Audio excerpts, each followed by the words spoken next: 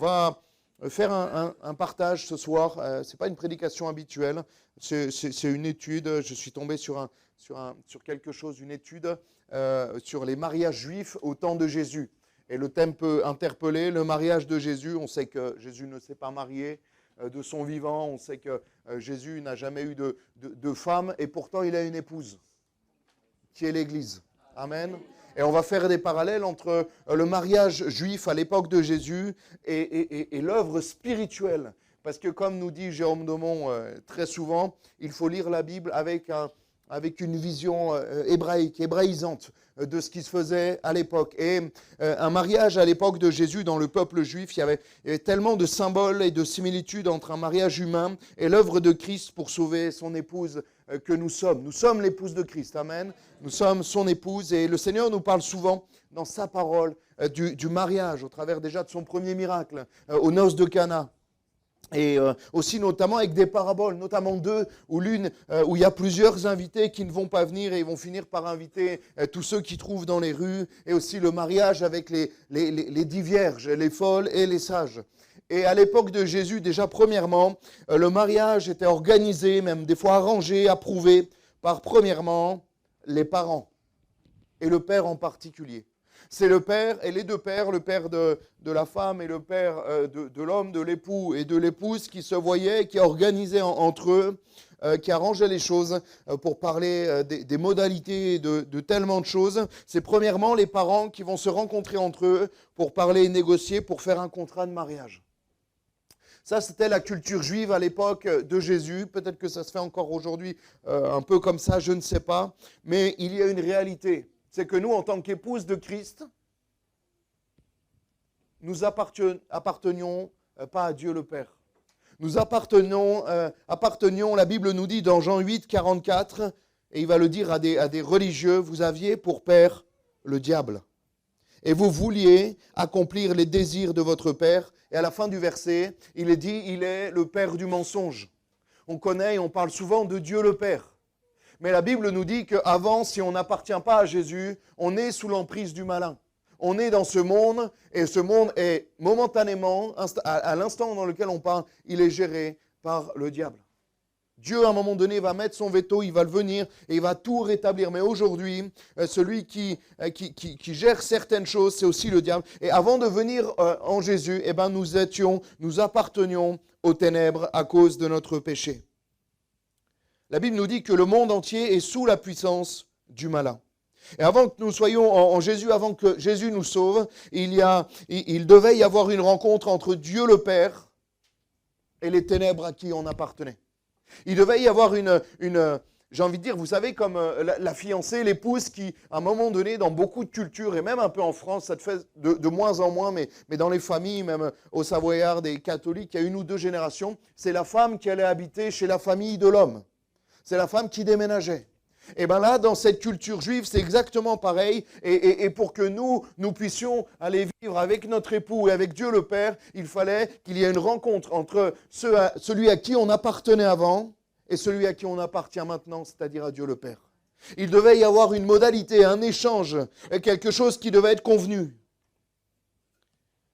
Le Seigneur a dû venir sur terre, quitter sa maison, son palais, pour venir ici. Et je sais que ça se passe aussi dans certains peuples, je sais que ça se passe notamment comme ça dans certains pays d'Afrique. Il y a plusieurs personnes qui m'en ont parlé. Et il devait y avoir une rencontre entre les parents avant le mariage. C'est quelque chose de très important. Et des fois, le père fait des milliers de kilomètres pour rencontrer les parents de la fiancée. Et Dieu, le Père, a envoyé son Fils pour cette rencontre particulière. Le fiancé devait se présenter au domicile de sa future fiancée avec 3 choses. Ça, c'est dans la culture juive. Mais c'est tellement fort bibliquement. Une forte somme d'argent, un projet de contrat de mariage et une outre de vin, du vin. Ça nous parle de tellement de choses. Déjà, l'argent. Il fallait qu'il y ait ce qu'on appelle aujourd'hui une dot, plus communément appelée une dot. Il fallait qu'il y ait une somme d'argent qui soit payée comme pour obtenir cette personne. 1 Timothée 2,6, il s'est donné lui-même en rançon pour tous. Pour que le papa laisse partir sa fille, il fallait qu'il y ait une compensation. Il fallait qu'il y ait quelque chose qui soit payé.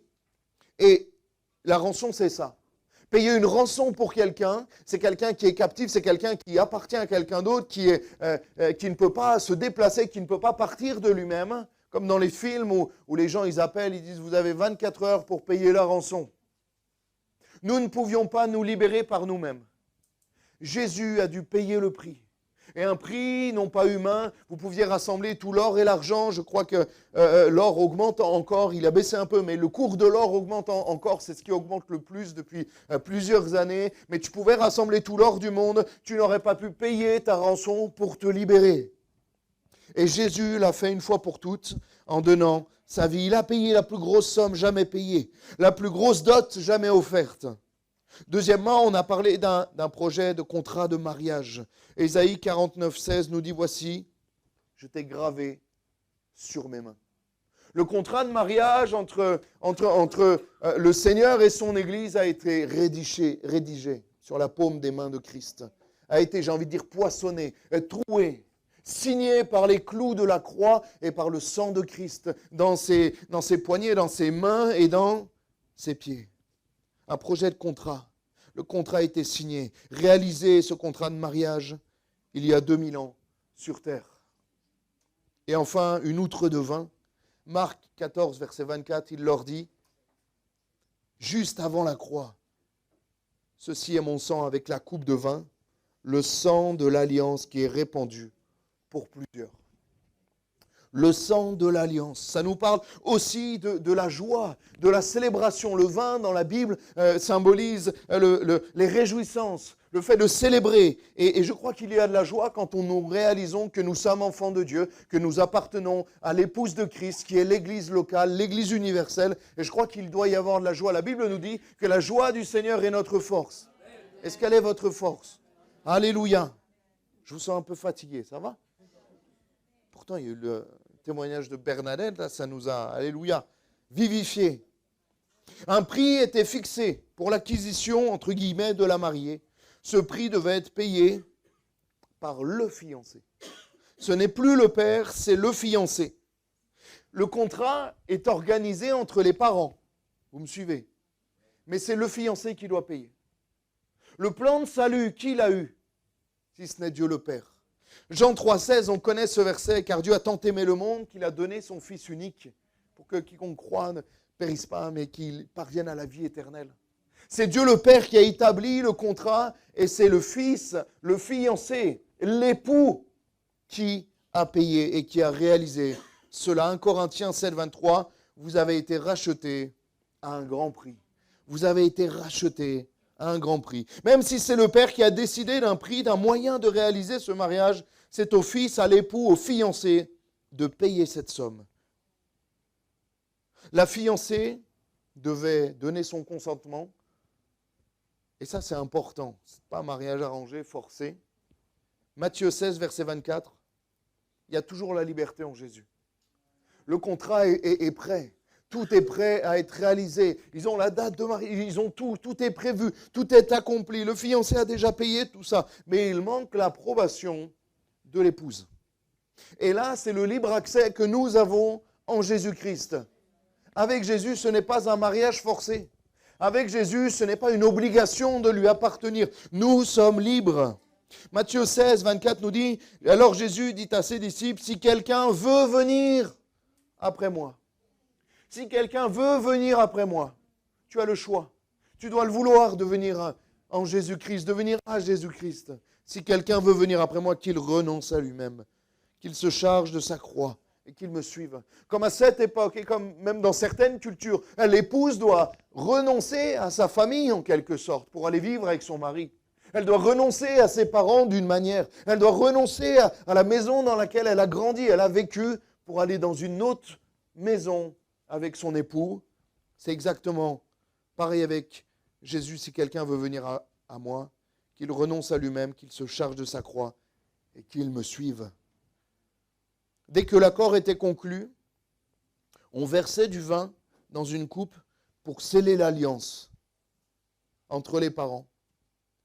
Les fiançailles étaient alors conclues, les fiancés étaient alors légalement liés en tant que mari et femme, mais sans pouvoir encore cohabiter. Et c'est à ce moment-là, probablement que bibliquement, que Marie fut enceinte par l'opération du Saint-Esprit, à ce moment-là où ils étaient fiancés, mais ils ne vivaient pas ensemble. C'est pour ça que Joseph a voulu arranger les choses pour elle, pour ne pas la déshonorer, et il voulait rompre les fiançailles, mais c'est à ce moment-là où ils sont déjà légalement liés en tant que mari et femme, mais sans pouvoir encore cohabiter. C'est vrai que d'un œil français, on a du mal à comprendre pourquoi ils sont fiancés, mais ils étaient déjà ensemble, mais c'est à ce moment-là, on versait du vin dans une coupe pour sceller l'alliance.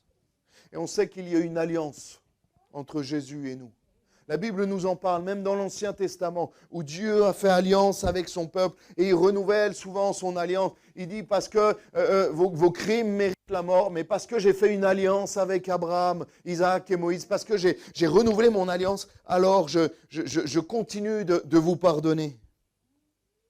Les fiançailles étaient alors conclues, comme je l'ai dit, mais il y a une séparation de corps. Ils ne vivent pas encore ensemble pour un temps et on va y revenir. Là, ils sont séparés. Et un document écrit était alors établi, ce qu'on appelle le ketubah, qui fixait le prix de la fiancée, les promesses faites par le fiancé et les droits de la fiancée. Et j'ai envie de dire, Dieu a réalisé avec sa parole un contrat de mariage. Dieu a réalisé par la parole de Dieu des promesses qu'il a faites pour ses enfants, pour sa fiancée. Il a fait des promesses. La parole de Dieu est remplie de promesses pour nous. Est-ce que tu réalises? Est-ce que tu lis la Bible en te disant, mais ça, c'est des promesses pour moi? Est-ce que tu te dis, cette promesse-là, Seigneur, je la prends pour moi parce que je suis ton enfant, je fais partie du corps de Christ, je suis ton épouse. Ces promesses-là sont pour moi. Ce document est écrit, il est signé de la main de Dieu. Apocalypse 3,5 nous dit, celui qui vaincra sera revêtu aussi de vêtements blancs. Ça nous parle des noces, ça nous parle du mariage. Je n'effacerai point son nom du livre de vie. Ça veut dire que s'il n'effacera pas son nom du livre de vie, c'est-à-dire que son nom est déjà inscrit. Son nom est déjà inscrit. Et je confesserai son nom devant mon Père et devant ses anges. Alléluia. Un document écrit et établi. Le fiancé donnait ensuite des cadeaux à la fiancée. Et Dieu ne s'est pas, j'ai envie de dire même Dieu le Fils, le Seigneur ne s'est pas arrêté juste au mariage, à l'alliance éternelle et des choses merveilleuses. Il veut déjà pour ici-bas, dans ce temps de fiançailles, dans ce temps où nous sommes quand même un peu séparés de lui, parce que nous ne sommes pas encore pleinement dans sa présence. Il veut également déjà te donner des cadeaux en vue de ce mariage, des cadeaux qui vont comme un avant-goût du ciel. Il veut déjà te donner sa paix, sa justice et son amour. Il veut te déjà renouveler. La Bible nous dit dans Lamentation 3,22, les bontés de l'Éternel ne sont pas épuisées, ses compassions ne sont pas à leur terme, elles se renouvellent chaque matin. Oh, que ta fidélité est grande. C'est déjà des prémices du ciel. C'est déjà un avant-goût. Dieu veut te donner la paix, la joie, l'amour, la bonté, toutes ces choses. Vous allez voir, les symboles sont encore merveilleux. La fiancée dans la culture juive devait passer par un bain rituel. C'est le mikvé, qui symbolise l'abandon de son ancienne vie et de son passage à cette nouvelle vie. Et ils rentraient dans un bain, des fois avant ils le faisaient dans la rivière, mais après ils avaient des bains, et même souvent il y avait une fenêtre en haut, comme un Vélux qui donnait vers le ciel, et cette personne, il y avait des personnes qui l'aidaient à se dévêtir, à se préparer, mais après cette femme était seule dans ce bain, elle se lavait, elle se purifiait symboliquement, et elle regardait sur ce Vélux pour regarder son Créateur.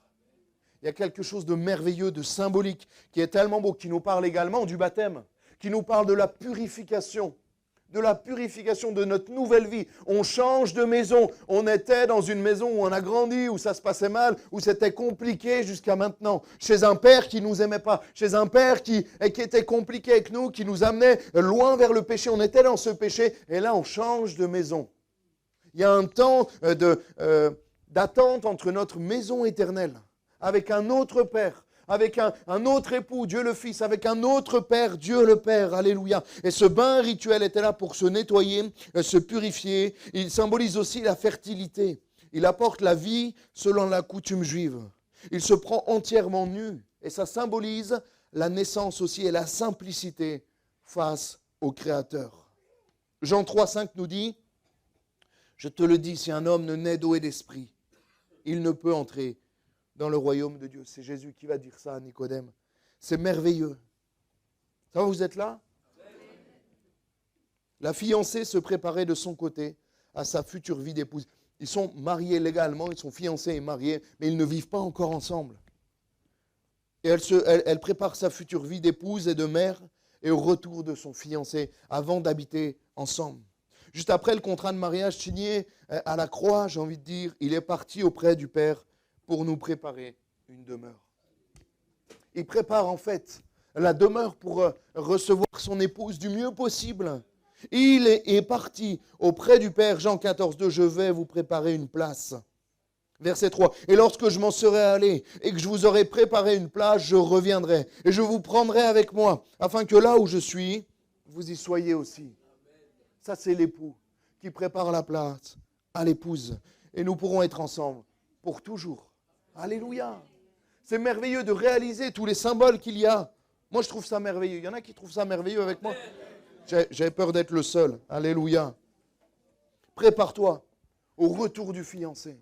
Prépare-toi à passer l'éternité avec lui, de rentrer dans les noces de l'agneau qui vont célébrer ce mariage, pour que tu puisses être enfin toute la vie et toute la vie éternelle, parce que toute la vie, ça ne veut rien dire au ciel, mais toute la vie éternelle, alléluia. Prépare-toi au retour du fiancé. Et à la fin, seul le père du fiancé pouvait fixer la date de ce retour. Vous imaginez les symboles. Seul le père du fiancé, le père du marié, de l'homme, pouvait fixer la date de ce retour pour qu'ils puissent vivre ensemble, car il fallait qu'ils soient entièrement satisfaits des préparatifs faits par son fils pour sa fiancée. C'est le père du marié qui va valider si, en gros, la maison qu'il a faite, elle est assez bien pour recevoir cette femme et assez bien pour qu'il puisse créer et fonder un foyer. Et la Bible nous dit, et j'ai eu confirmation, je trouvais ça tellement beau tout à l'heure devant mon écran, je disais, waouh, c'est merveilleux. Vous savez ce que j'ai fait? J'ai envoyé un message à Jérôme Demont. Lui, il sait tout sur le peuple hébreu. Je lui dis, mais ça me paraissait trop gros. Franchement, ça me paraissait trop gros. Je dis, mais c'est tellement fort les symboles. Il me dit, non, c'est ça, et c'est merveilleux. Et j'étais émerveillé tout à l'heure en regardant tous ces symboles. Seul le père du fiancé pouvait fixer la date de ce retour. Et dans Matthieu 24, verset 36, dimanche, on va étudier Matthieu 24 sur l'épreuve. Prépare-toi à l'épreuve. Ça va être intéressant. Ça va être un peu la suite de ce que Sam Mazza a apporté de très bons dimanches. Et on va voir ça ensemble. Mais Matthieu 24 nous dit, 36, pour ce qui est du jour et de l'heure, personne ne le sait, ni les anges des cieux, ni le Fils, mais le Père seul.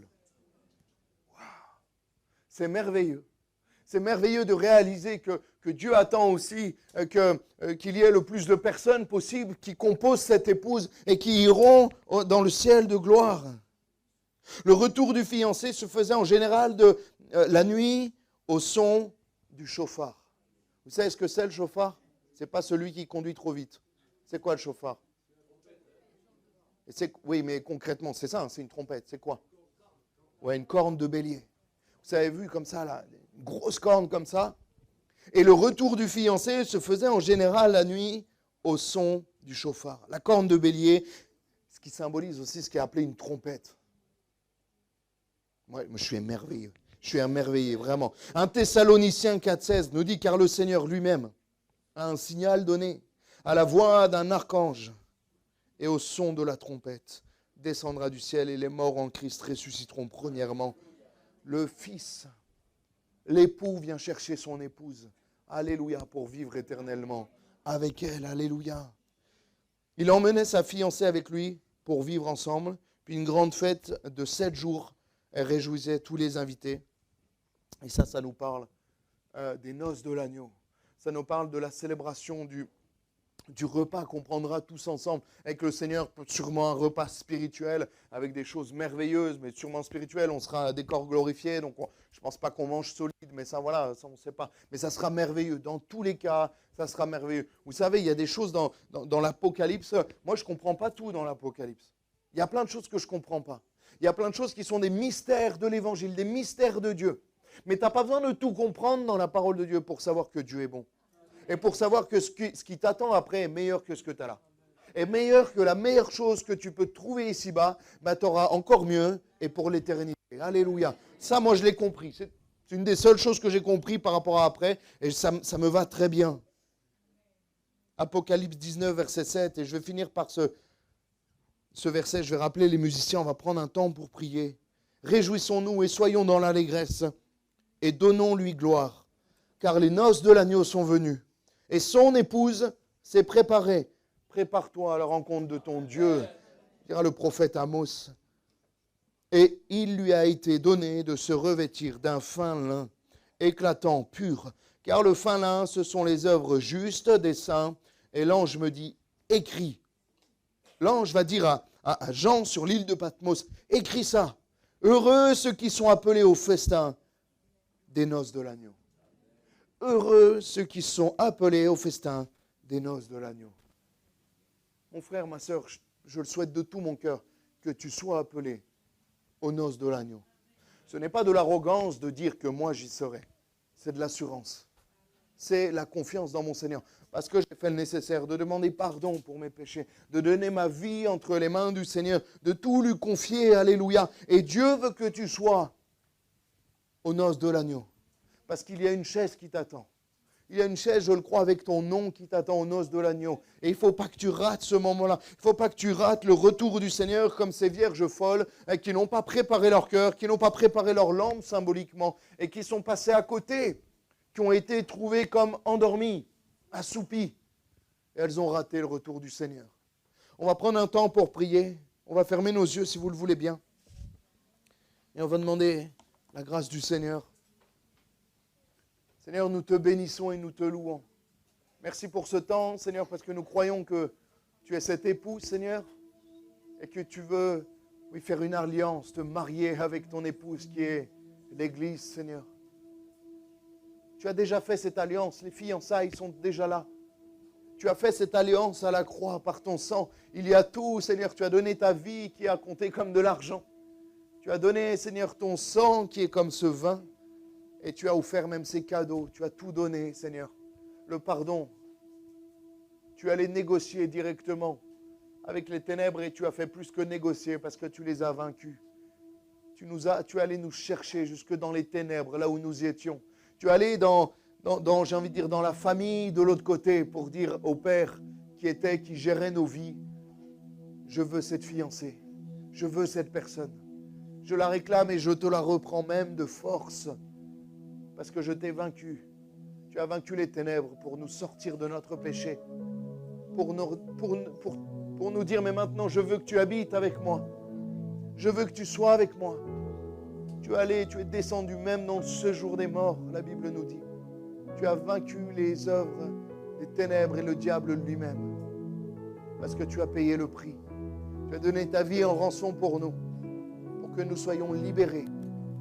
Que nous soyons libres de te choisir et de nous engager, de faire cette alliance avec toi. Nous, l'Église de Christ, Seigneur, et nous voulons faire partie de cette Église. Merci parce que tu as inscrit nos noms à plusieurs, sûrement la majorité ce soir, dans ton livre de vie. Et nous serons parmi les invités lors des noces de l'agneau. Seigneur, merci. Parce que je vais me présenter devant toi comme plusieurs. Et tu vas regarder sur la liste des invités si notre nom apparaît sur ce livre de vie, Seigneur. Et tu nous diras, rentre bon et fidèle serviteur, rentre dans le repos du Maître.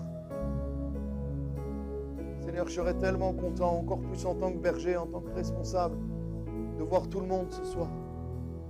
De voir tout le monde, Seigneur, dans ces noces de l'agneau, même si je n'aurais plus de rôle, de responsabilité spirituelle par rapport à eux, mais d'avoir ce sentiment du devoir accompli, du travail bien fait, et de dire, Seigneur,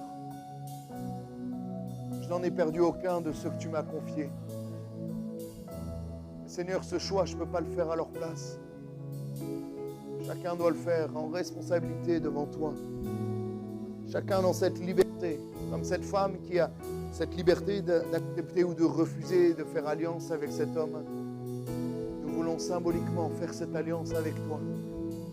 alors que nos yeux sont fermés, peut-être une personne en présentiel ou sur YouTube peut choisir ce jour, cette journée du vendredi 6 février, de s'engager, de se marier avec Jésus-Christ, de faire la paix avec lui. Lui qui a déjà payé la dot, il a déjà tout donné, la coupe est prête, le contrat est prêt.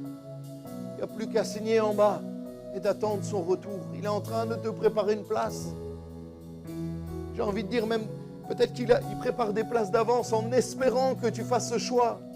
Ça, c'est moi qui le dis, la Bible ne le dit pas. Peut-être qu'il veut tellement que tu sois là, ça je le sais. Il veut tellement que tu sois là qu'il attend qu'une chose, c'est te préparer une place. Il attend juste ta signature en bas du contrat. Signature qui te dit, mais je veux, Jésus, me marier avec toi. Spirituellement, je veux m'engager avec toi. Ce soir, Seigneur, qu'une seule, Seigneur, sur YouTube ou ici, puisse faire ce choix. Et sur YouTube, vous pouvez vous lever à votre place, là dans votre salon, et dire, Seigneur, je veux me marier avec toi, ou vous mettre à genoux, vous engager, je veux dire, entre lui et vous ce soir, à vous marier avec lui. Ça peut paraître fou, certains peuvent se moquer, se marier avec Jésus, mais alléluia, moi j'assume totalement d'être marié avec le Christ. Ce contrat, je l'ai signé, j'ai dit, Seigneur, je me suis engagé par les eaux du baptême, et je me suis engagé à te suivre, dans les hauts, dans les bas. Le mariage avec Christ, ce n'est pas jusqu'à la mort nous sépare, c'est jusqu'à ce que la mort nous rassemble. Alléluia. La mort va nous rassembler parce qu'on vivra éternellement. La mort ici-bas sera le début de notre vie éternelle.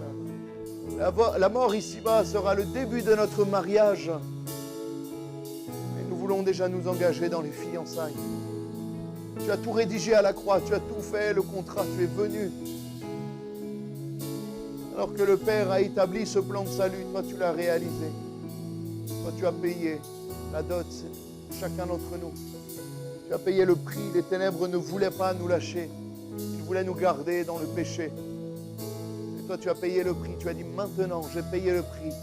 Ces personnes m'appartiennent si elles le veulent. Tu nous as rendu cette liberté, ce choix. Et Seigneur, ce soir, peut-être qu'une personne veut faire ce choix. De choisir, alors que nos yeux sont fermés, alors que nos têtes sont baissées. Merci de respecter ce moment avant qu'on reprenne un chant.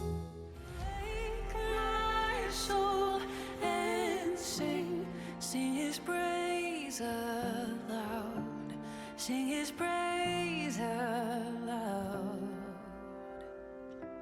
Oh, awake my soul and sing his praise aloud.